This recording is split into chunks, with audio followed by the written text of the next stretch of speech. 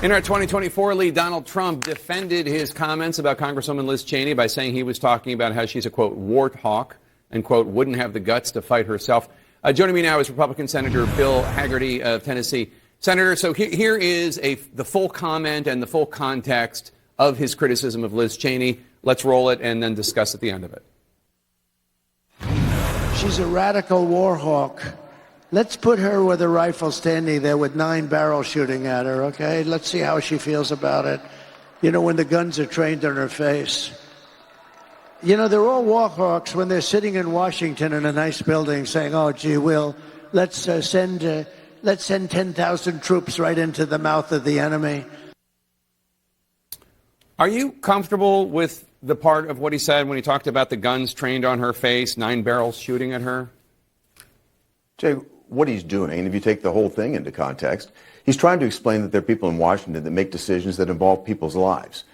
Those decisions are made, and our lives, our service members' lives are put at risk.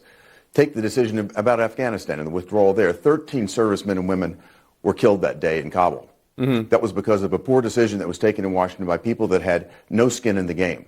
I had to personally call Ryan Knaus's parents that day about what had happened. Kamala Harris has yet to call them.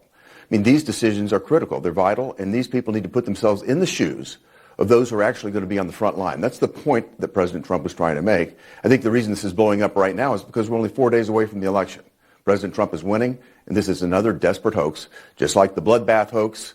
You know, I was in Tokyo when the hoax over President Trump dumping the fish food in the koi pond came out. I saw exactly what happened there. This network carried it.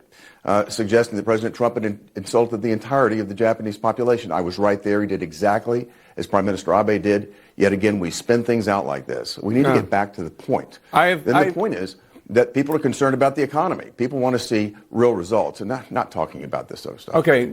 I have a vague memory of the koi pond incident, but I have certainly corrected people when they've inaccurately referred to the bloodbath comment. He was referring to an economic bloodbath, et cetera. You're right about that. Thank you. But first of all, I don't think you're arguing that the only people who should be making decisions about sending troops into harm's way are people who have served.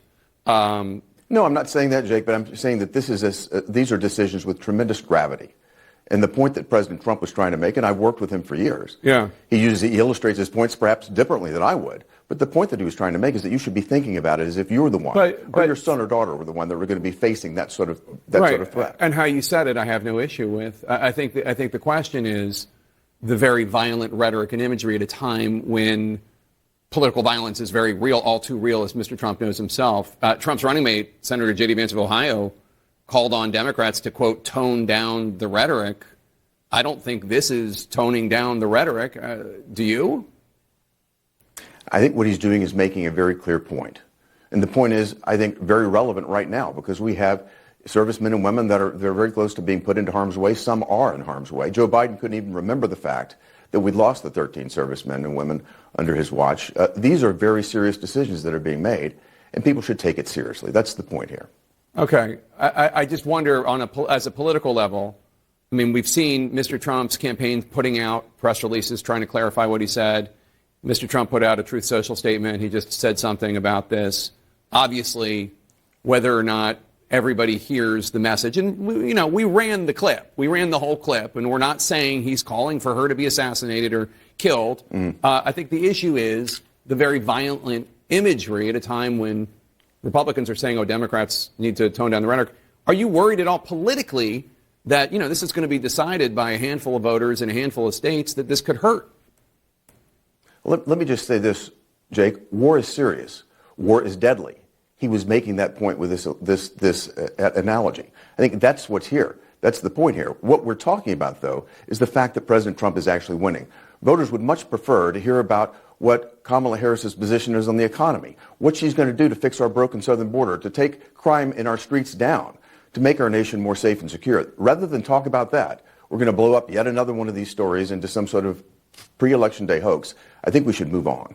I don't know how you define hoax. This is nothing a hoax. We ran his clip, and there are people who are legitimately offended by that. And it's a distortion, Jake. This is a distortion. I ran the entire quote, Senator.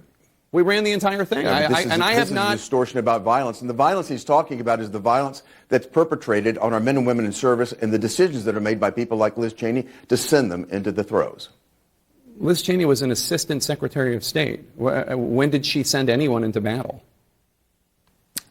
I think President Trump is making a broad statement and using her as an example of the war hawks in Washington that make these decisions from the comfort of an office, perhaps not taking into account the fact that there are very serious consequences. Those consequences are realized by those people that are in the foxhole, those people that are actually in combat situations.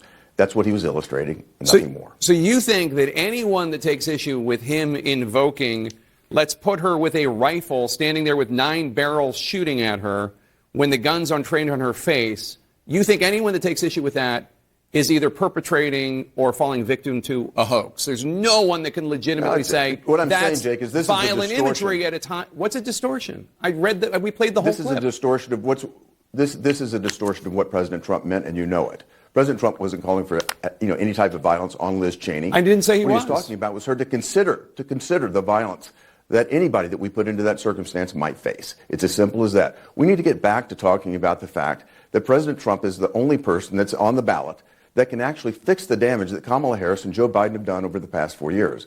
And all of this talk on the campaign trail by Kamala Harris about what she's going to do, well, she hasn't done it. President Trump already has. People are asking themselves this basic question: am I better off today under Kamala Harris than I was under President Trump? That's why he's moving in the polls the way he is. That's why they're so desperate right now to come up with this stuff. So, yeah, I mean, that's what I heard from Democrats the other day when we were playing how Joe Biden called Trump supporters garbage. I got the same response back that this is all nonsense. It's a distraction. We're not covering the real issues. It's the closing days of the campaign. If people say stupid things, we're going to cover it. But you didn't say it, Senator. So I hope you come back and we can talk about some substantive issues after. No, thanks for having me. Yes. After the election, and it's good to see you. And let's get to the important issues. God bless on that. Thank you, sir. Appreciate it. As the nation comes up on the final.